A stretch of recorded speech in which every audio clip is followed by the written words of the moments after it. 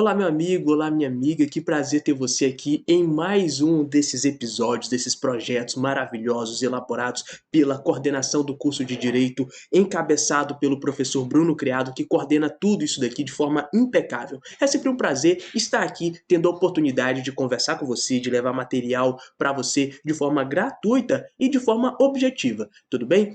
Eu sou Felipe Alencar, sou advogado e nessa aula eu quero falar com vocês sobre as resoluções, ou melhor, sobre as questões de processo civil que eu vou estar resolvendo aqui com vocês. Essas questões que foram objeto da prova da OAB, o exame 34.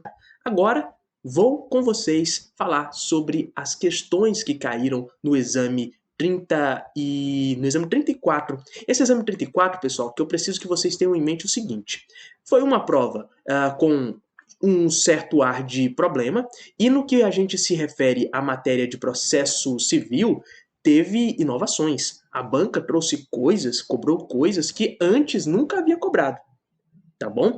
Só que isso não é motivo para você ficar com medo. Nada disso. Na verdade, é só motivo para você poder ter o prazer de estudar cada vez mais. Então, não se esqueça, a matéria de processo civil, ela sempre caiu, ela cai no exame, e olha só o interessante. Essa matéria tem 6 questões. E essas 6 questões são muito interessantes para você estar estudando, porque elas vão cair. Elas são questões que vão ser bem exigidas, e olha só, são 6 questões, e a matéria que cai no exame, que mais tem questões, é a matéria de ética, com 8. Então não tem muita diferença, são somente 2 questões aí de diferença, e isso vai fazer muita diferença no seu resultado final, tá bom? Então dê sempre preferência para matérias de grande número de questões, que são complexas, como a matéria de processo civil, e bom, deixa de apresentação, vamos parar com isso, vamos parar de falar da prova, já que você já a conhece. Mas antes, não se esqueça, curta esse vídeo, se inscreva no canal do professor Bruno Criado, e agora vamos para as resoluções. A gente começa o exame 34, no que tange a matéria de processo civil, falando sobre a questão 51, em que o Fernando ele é inventariante.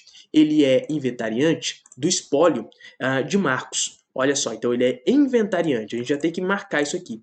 Seu irmão mais velho, o Marcos, né?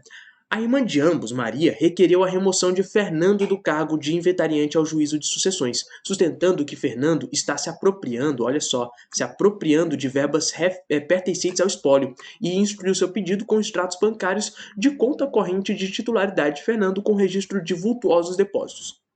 O juiz, entendido relevante a alegação de Maria, sem a oitiva de Fernando nos próprios autos do processo de inventário, e aí, olha só, nos próprios autos do processo de inventário, determinou sua remoção e nomeou Maria como inventariante.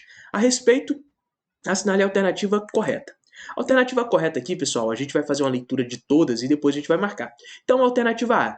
O magistrado agiu corretamente, a primeira afirmação, pois comprovado o desvio de bens do espólio em favor do inventariante, cabe sua imediata remoção, independente de oitiva prévia. Alternativa B. A remoção de Fernando depende cumulativamente da instauração de incidente de remoção, apenso aos autos do inventário e da outorga do direito de defesa e produção de provas. Olha só que interessante. Alternativa C. Maria não pode requerer a remoção de Fernando, então está dizendo que a Maria não tem legitimidade, pois somente o cônjuge possui legitimidade para requerer a remoção de inventariante. E a alternativa D. O desvio de bens em favor do inventariante não é causa que dê ensejo à sua remoção.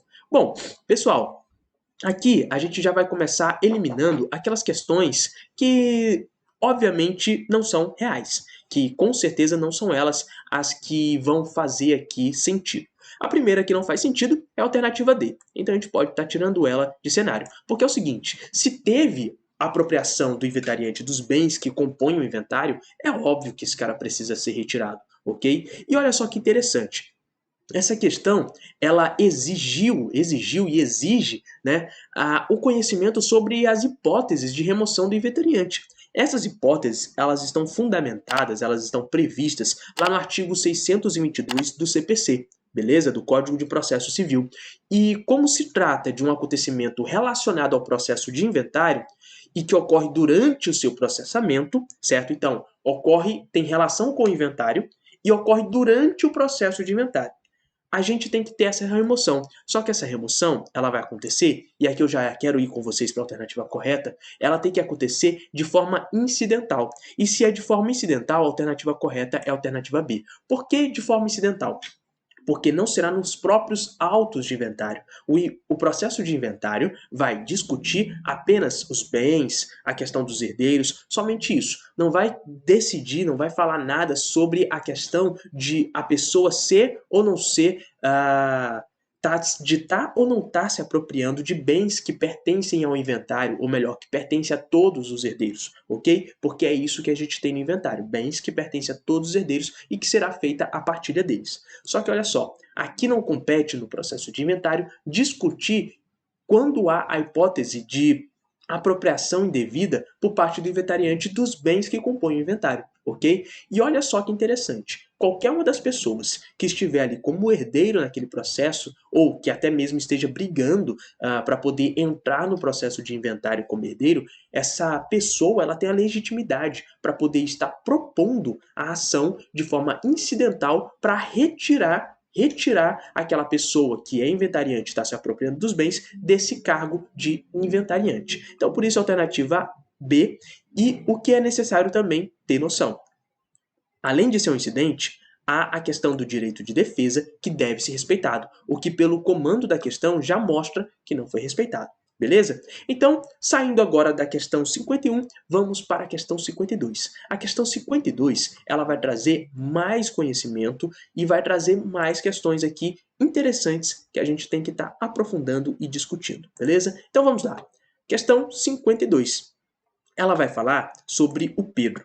E ela vai dizer que o Pedro possui uma fazenda contígua à de Vitório. Contígua quer dizer que é lado a lado.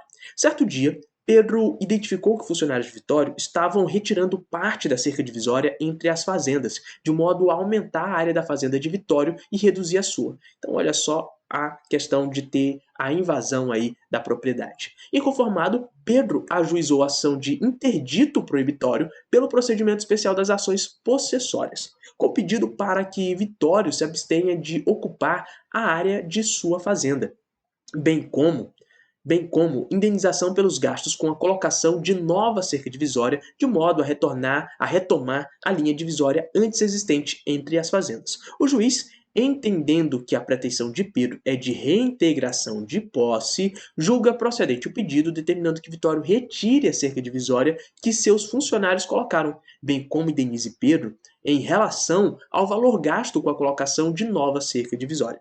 Você, como advogado de Vitório, ou seja, você é o advogado dessa pessoinha aqui, ó, que mandou os funcionários irem lá e retirarem, remarcarem a cerca. Olha só, analisou a sentença proferida.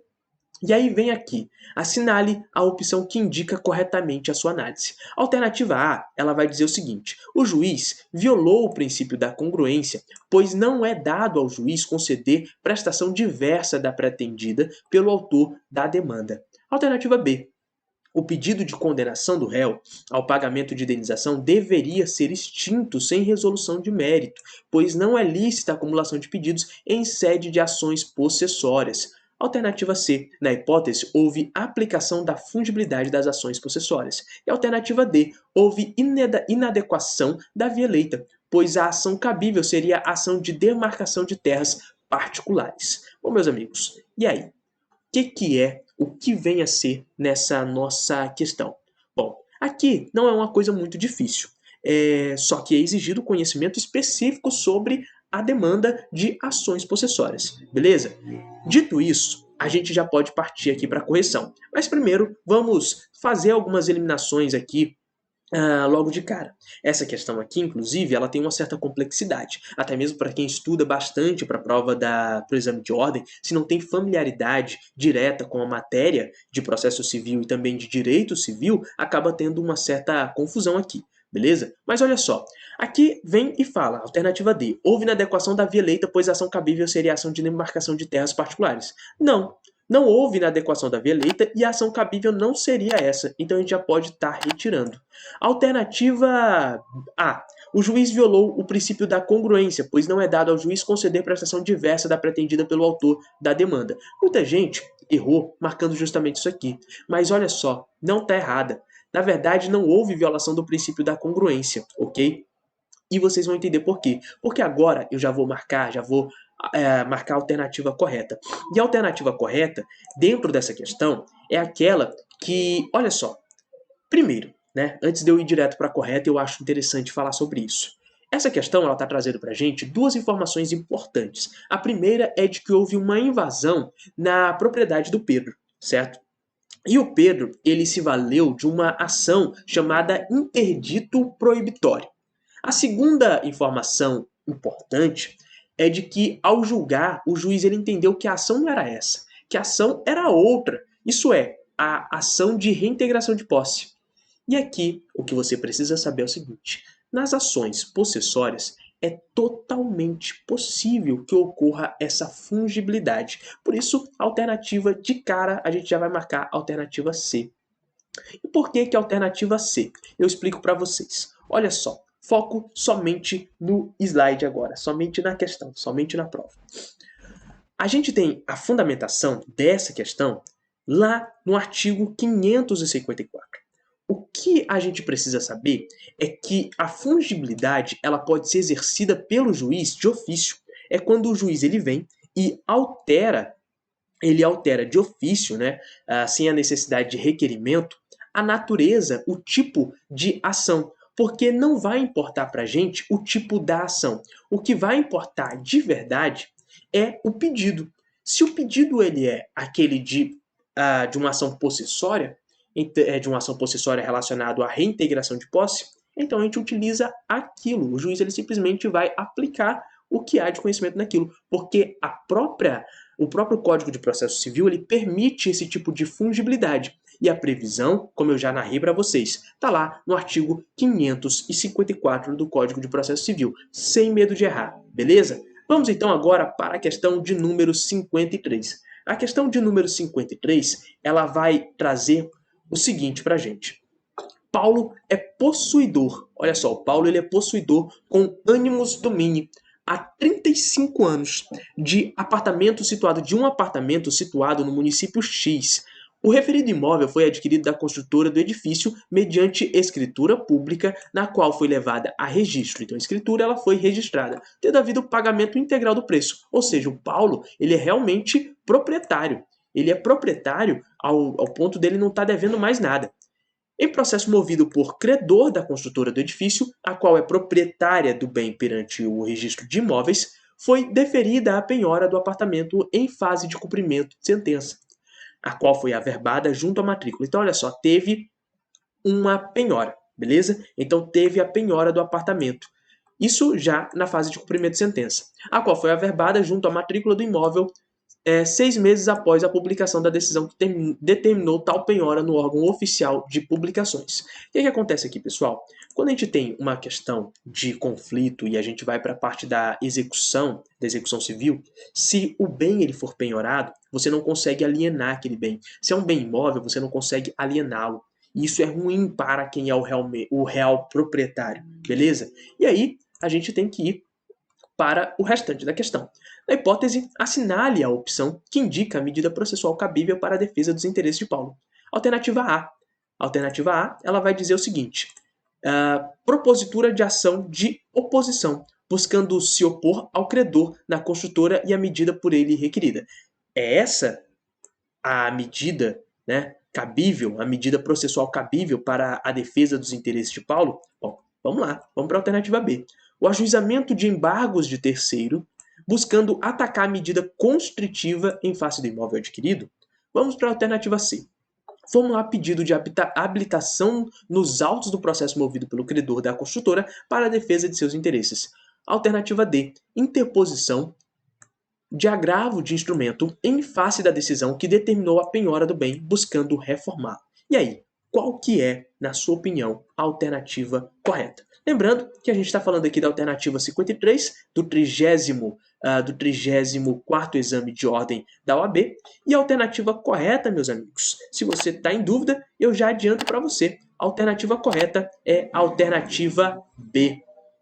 ajuizamento de embargos de terceiro buscando atacar a medida constritiva em face do imóvel adquirido. E por que é justamente a alternativa B? Veja só o cenário. O cenário que está sendo desenhado aqui para a gente, por todo o comando da questão, e eu estou lendo aqui a questão, é o seguinte.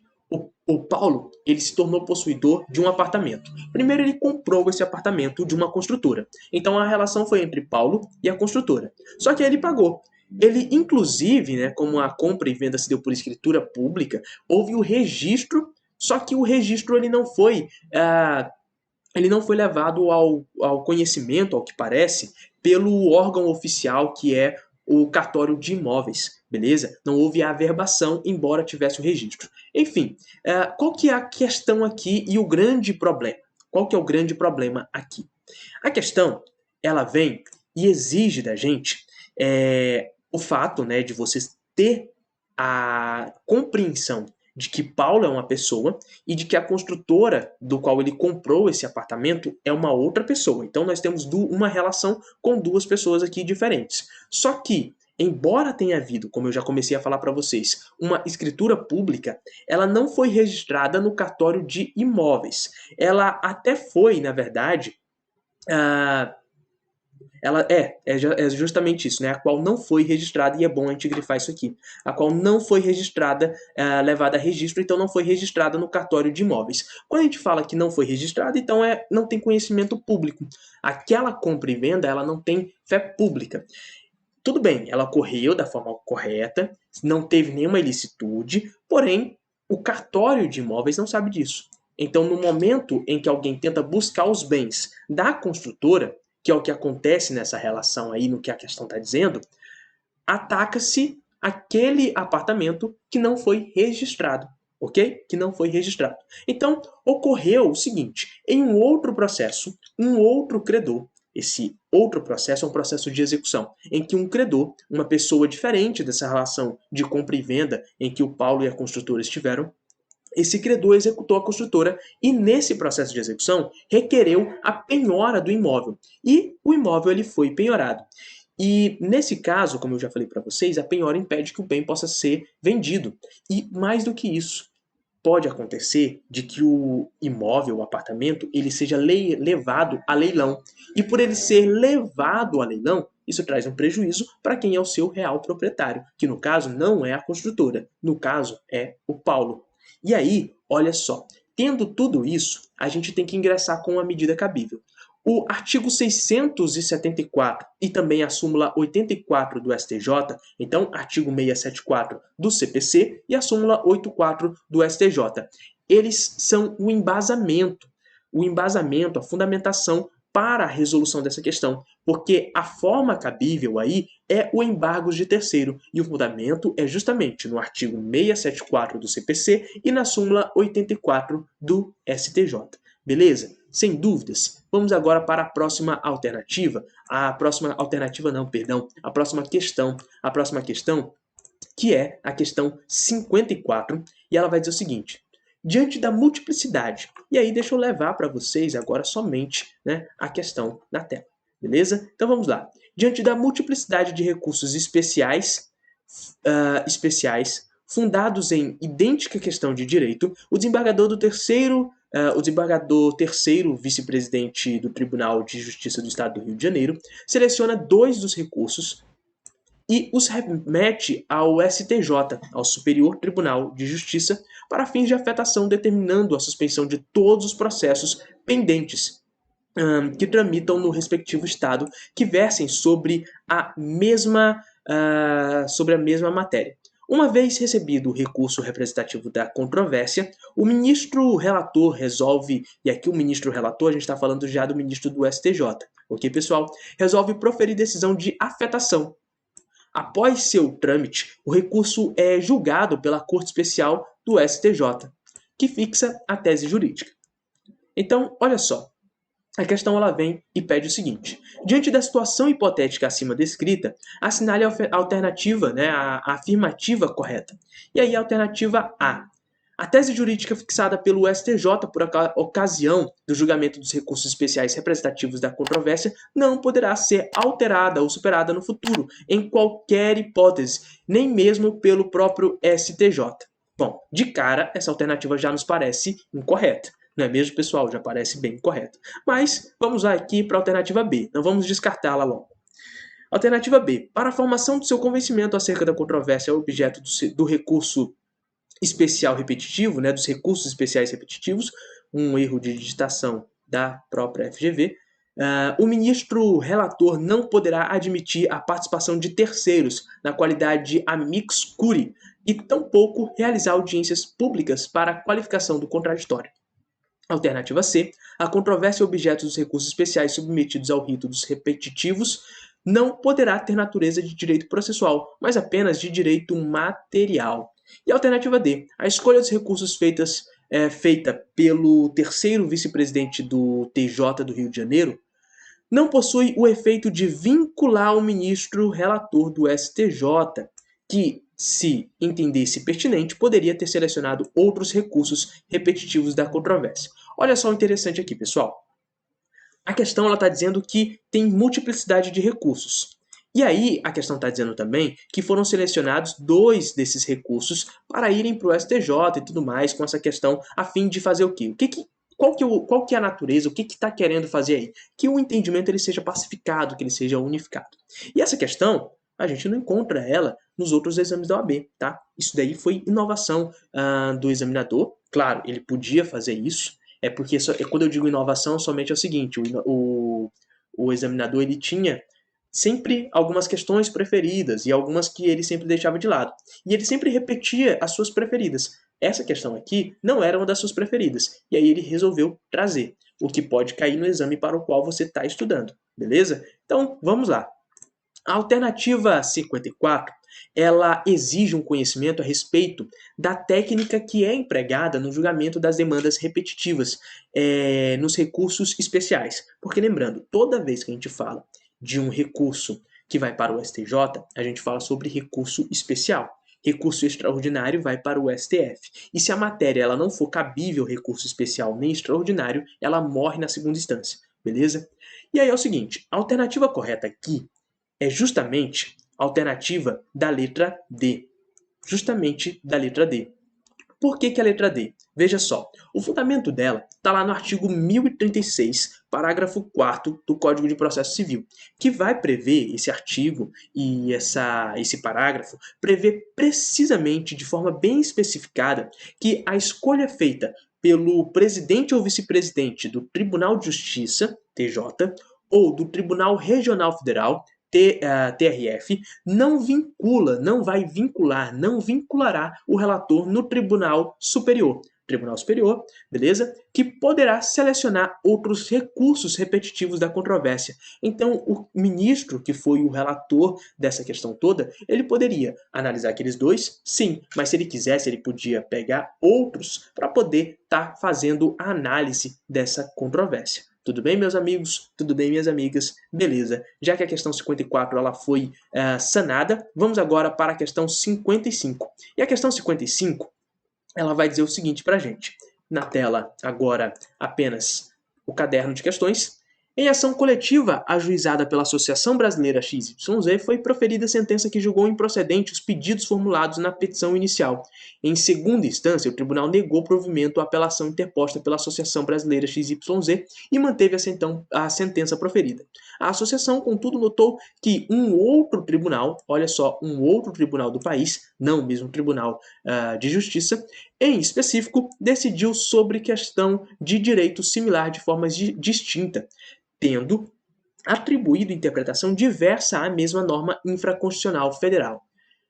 A respeito da hipótese narrada, assinale a opção que representa a medida judicial a ser adotada pela Associação Brasileira XYZ.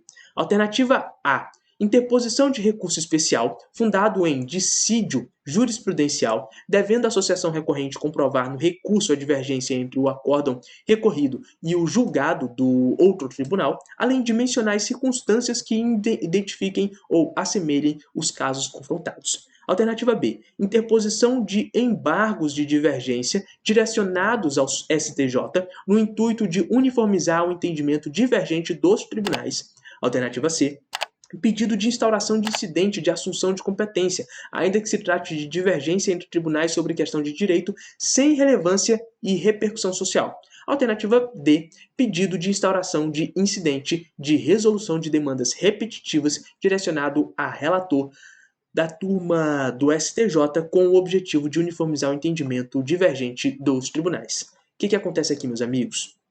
Essa questão, ela traz para a gente um problema. Ela é muito parecida, em alguns aspectos, com a questão anterior que a gente viu, a questão 54, mas não se confunda. Ela tem algumas semelhanças, mas essas semelhanças são somente para poder induzir a pessoa a erro. Porque é isso que a questão ela quer fazer sempre com você. O examinador ele vai testar você até mesmo na sua atenção quanto a essas coisas mínimas. E aqui eu quero que vocês se atentem ao seguinte. Na questão 55, ela traz essa hipótese de uma ação coletiva que foi ajuizada por uma associação. E essa ação ela foi julgada improcedente na primeira instância e também ela teve o seu pedido, o seu recurso, ele foi improvido, certo? Foi negado o seu provimento. Isso que é interessante. Então, primeira instância, teve um não. Na segunda instância, também teve um não. E aí? E agora? O que cabe é sentar e chorar, ou então recorrer para o STJ, se tiver alguma das possibilidades que cabem, que ensejam o recurso especial. Como eu falei para vocês agora há pouco, recurso especial vai para o STJ, recurso extraordinário vai para o STF. Quando vai para o STF é porque tem ali alguma questão constitucional. Quando vai para o STJ é porque tem alguma coisa ligada à norma federal, beleza? Só que é o seguinte, quando a gente fala da questão, a gente vê que houve pela associação uma notoriedade. Ela notou uma coisa. Ela notou que em um outro tribunal do país, então um outro tribunal do país pode ter sido, imagine só, você está no TJ São Paulo, pode ter sido o TJ do Rio de Janeiro, o TJ de Minas Gerais, o TJ do estado do Pará, não importa. Mas teve em um outro tribunal também da federação, também do país, uma decisão sobre uma matéria similar. E essa decisão ela foi de forma distinta do que aconteceu com a associação. Então, olha só, a mesma matéria, questões similares, só que foram decididas de forma diferente. O que acontece aqui? Um conflito de entendimento jurisprudencial. Isso não pode acontecer porque senão gera insegurança jurídica, e insegurança jurídica não pode acontecer. Então, isso daqui é o que a gente vai chamar de dissídio jurisprudencial. Os tribunais, eles têm que ter um entendimento singular sobre as matérias. E quando isso não ocorre, vai ser competência do Superior Tribunal de Justiça, do STJ, unificar o entendimento e pacificar essa matéria de uma vez por todas. Por isso, a alternativa correta é a alternativa A. E a gente tem como fundamento o artigo 1029, parágrafo 1º, lá do CPC, beleza? Então, a alternativa A é a correta, baseado lá no artigo 1029, parágrafo 1º do CPC. Beleza, pessoal? Vamos agora para a alternativa 56. A alternativa 56, ela já vai tratar com a gente um assunto bem interessante também, lógico, OAB, CPC, tudo é interessante, nada pode ser desprezado, porque se você desprezar uma questãozinha sequer, já pode ser causa para você ficar, para você ser reprovado, e não é isso que a gente quer. O que a gente quer é que você seja aprovado, que você se torne colega nosso de profissão e que você seja um dos maiores advogados de todo o país, beleza? Um advogado à la Rui Barbosa, que você coloque seu nome na história. Mas para isso você precisa superar essa etapa que se chama exame de ordem. E não importa para qual exame você está estudando. Estude com afinco, com dedicação e você será aprovado. Não é nenhum monstro de 7 cabeças. E por mais que seja, você vai dar conta, beleza? Então vamos aqui somente para o slide, somente para a nossa provinha, questão 56. A questão 56, ela diz o seguinte: Adriana ajuizou a ação de cobrança em face de Ricardo para buscar, e aí aqui ele está buscando o pagamento de diversos serviços de arquitetura. Pessoal, a questão é um pouco longa, então vamos fazer uma leitura um pouco mais rápida, beleza?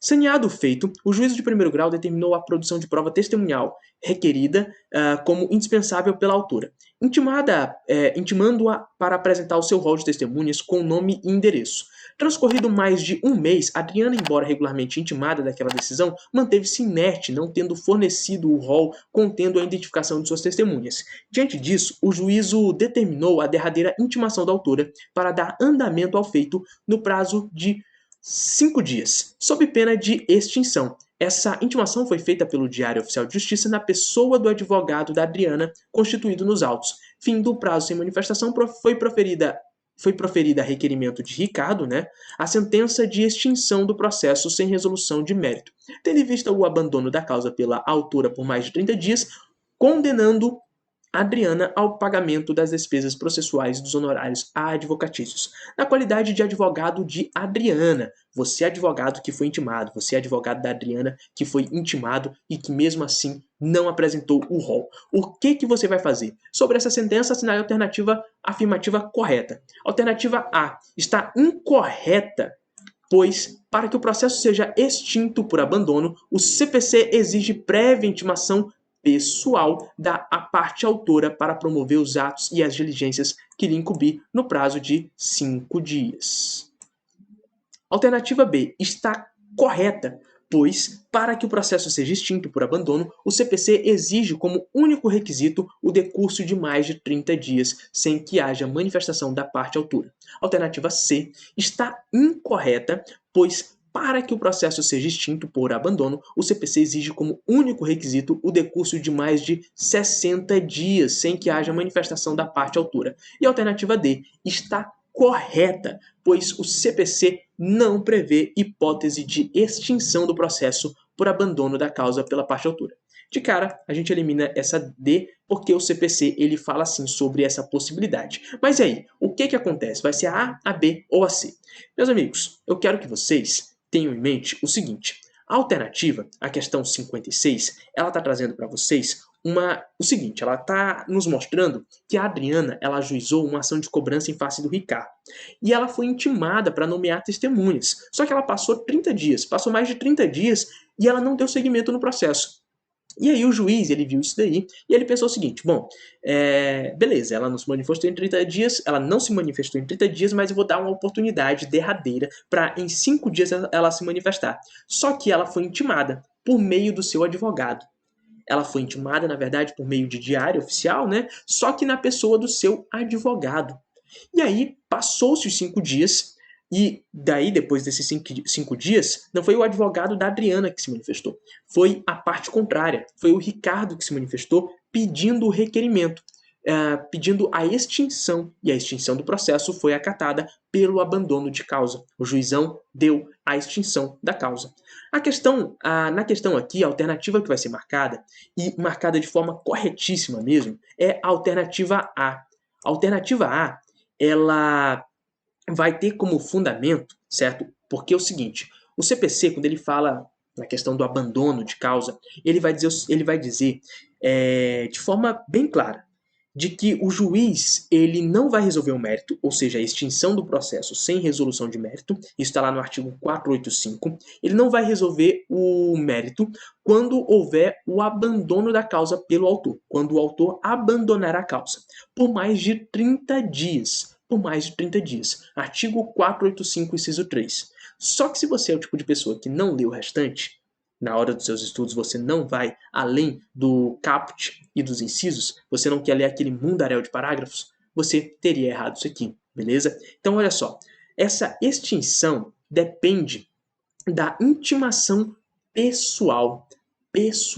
Intimação pessoal. A parte tem que ser intimada pessoalmente para suprir a falta no prazo de 5 dias. E isso está lá no artigo 485, parágrafo 1º. Então, muita atenção. O artigo 485, ele realmente diz de que vai ser, pelo abandono de causa, mais de 30 dias, extinto o processo sem a resolução de mérito. Porém, o artigo também fala, lá no parágrafo 1º do 485, que depende de uma intimação que vai ser feita de forma pessoal na pessoa do autor e não do seu advogado, beleza? Então você não pode confundir isso. Meu amigo, minha amiga, quando você se tornar advogado e isso acontecer com você, não se preocupa, o processo ele não vai poder ser extinto sem a resolução do mérito. Na verdade, o juiz ele vai ter que abrir uma nova oportunidade de intimação da autora.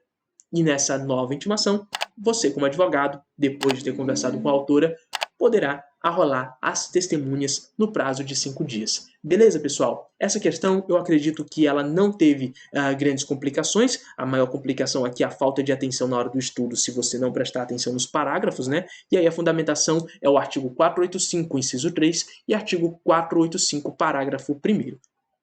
Fizemos aqui a questão 56, vamos agora para a 57. Questão 57. A questão 57, ela vai dizer o seguinte: João Eustáquio, após passar por situação vexatória promovida por Lúcia Helena, então olha só, uma situação vexatória promovida por Lúcia Helena, decide procurar um advogado. Após narrar os fatos, o advogado João Eustáquio promove uma ação indenizatória em face de Lúcia Helena no Juizado Especial de Souza, Pernambuco. Então, cidade de Souza, Pernambuco. É isso mesmo, né? PB, Pernambuco. Se eu tiver errado, me desculpem. Lúcia Helena, devidamente representada por seu advogado, apresenta... Aliás, Pernambuco não, Paraíba. Eu não posso errar isso daqui. É Paraíba. Então é o seguinte, a questão aqui vai falar sobre toda essa situação, mas atenção a isso, olha. Juizado Especial Cível, beleza? Lúcia Helena, devidamente representada por seu advogado, apresenta contestação. Então, a Lúcia Helena, ela vem e apresenta contestação na forma oral, bem como apresenta uma reconvenção contra João Eustáquio. E aí o João Eustáquio, indignado com tal situação, questiona se é válida a defesa processual promovida por Lúcia Helena. Qual foi essa defesa? Foi uma contestação oral e com pedido de reconvenção, né? E também uma reconvenção. Como advogado de João Eustáquio, nos termos da Lei 9.099 de 95, assinale a alternativa afirmativa correta. Afirmativa A. A contestação pode ser apresentada de forma oral, porém não se admitirá a apresentação de reconvenção. Então, de forma oral, e não cabe reconvenção, é o que está dizendo a A. A B. A contestação não pode ser apresentada de forma oral, sendo somente permitida de forma escrita. Além disso, não se admitirá a apresentação de reconvenção. Afirmativa C. A reconvenção pode ser apresentada prezando pelo princípio da eventualidade, porém a contestação deve ser feita de forma escrita. A alternativa, né, afirmativa D, a contestação pode ser apresentada de forma oral, bem como não é cabível, ou melhor, bem como é cabível a apresentação de reconvenção. Meus amigos, aqui é o seguinte, uma coisa muito interessante nessa questão. Ela exige, a questão aqui 57, ela exige um conhecimento específico, não tão relacionado ao CPC, mas sim sobre a Lei 9.099 de 1995, que é a Lei dos Juizados Especiais. Essa lei, ela vai dizer o seguinte, que nas hipóteses do juizado, eu, quando for apresentar minha contestação, eu posso fazê-la de forma oral. Posso. Eu vou lá no juizado. No juizado, pessoal, não precisa nem de advogado. Então, eu vou até o juizado, faço a minha contestação de forma oral e vai ter alguém lá responsável por reduzir isso a termo e colocar no processo isso de forma escrita. Entendeu? Então, pode ser feita de forma oral, não tem problema. No processo civil, quando a gente fala sobre uma vara cível, a gente não vai aceitar nunca uma contestação, nem mesmo a inicial, de forma oral. Ela tem que ser feita por escrito, beleza? E a questão da reconvenção. O Código de Processo Civil permite, quando eu apresento a minha contestação, eu posso, junto com ela, apresentar também a reconvenção. Isso se trata do princípio da eventualidade. Então, ao invés de eu ter uma ação principal e depois uma ação conexa, versando sobre agora a minha versão dos fatos, sobre os meus pedidos, o meu entender, que seria a reconvenção, eu coloco isso tudo numa única ação. E aí eu tenho uma contestação com reconvenção, tudo numa coisa só, ali, lacradinho, fechadinho, sem nenhum problema. Qual que é o detalhe aqui? A Lei 9.099 de 95, quando ela fala sobre a possibilidade de contestação, ela permite a contestação, lógico, e permite que ela seja de forma oral ou escrita. Só que ela não permite o pedido de reconvenção. Não permite. Então, por isso, quando a gente vem aqui para a questão, a gente tem que ter em mente o seguinte, que a Lei 9.095, ela permite a contestação de forma oral, conforme o artigo 30 da Lei 9.099 de 95. Porém, não se admite a reconvenção. E a fundamentação está lá no artigo 31, também da Lei 9.099 de 95. Então, a alternativa correta aqui é justamente a alternativa A. A contestação pode ser apresentada de forma oral, e aí a gente tem o artigo 30 da Lei 9.099, porém não se admitirá a apresentação de reconvenção, artigo 31 da Lei 9.099. Beleza, pessoal? Eu espero que vocês tenham entendido direitinho essa questão, e é isso. O nosso gabarito, então, ele fica da seguinte forma. O nosso gabarito, então, ele vai ficar da seguinte forma. Alternativa 51, letra B, 52, letra C, 53, letra B, 54, letra D, 55, letra A, 56, letra A e 57 também, letra A. Então a gente tem aí 51, 52, 53, 54, 55, 56 e 57. Nós tivemos aqui várias questões, conseguimos aprofundar direitinho esse tema, conseguimos ir além, acredito, do que era a missão, o objeto da nossa aula. A nossa aula já está com mais de 40 minutos, mas não tem problema, porque o importante é que você entendeu a matéria e o importante também é que você será aprovado no exame de ordem para o qual você está estudando. Não tenha medo, tenha sempre foco, não se preocupe, vai estar tudo certo, você vai conseguir ser aprovado e eu preciso sempre deixar aquela mensagem clara para você. No dia da prova, relaxa. No dia da prova, o maior problema para ser da sua aprovação, o que está contra você e a sua aprovação, né, que está entre você e sua aprovação, é somente você. Aquela prova, você vai tirar de letra, é só você marcar o X no lugar certo, só que você precisa estudar direitinho e manter a tranquilidade na hora da prova. Se você ficar nervoso, pode dar problema. Por isso, busque auxílio também profissional para poder manter a calma. Uma ajuda psicológica vale a pena. E se é a primeira vez que você vai prestar o exame de ordem, estude com as provas passadas. Estude sempre fazendo simulados. E se é a segunda ou terceira, enfim, se não é a primeira vez que você está fazendo o exame, não se preocupa. Não é porque no passado você não conseguiu que agora você não vai conseguir. O passado não te define de forma nenhuma. Então foco no estudo, continue estudando, continue avaliando e se avaliando com simulados e continue também assistindo às aulas de resoluções aqui no canal do professor Bruno Criado, beleza? Eu sou Felipe Alencar, eu fico por aqui e até a próxima. Não se esqueça de dar like nesse vídeo, se inscrever no canal e até a próxima, meu amigo, minha amiga. Boa sorte na sua prova. Tchau, tchau.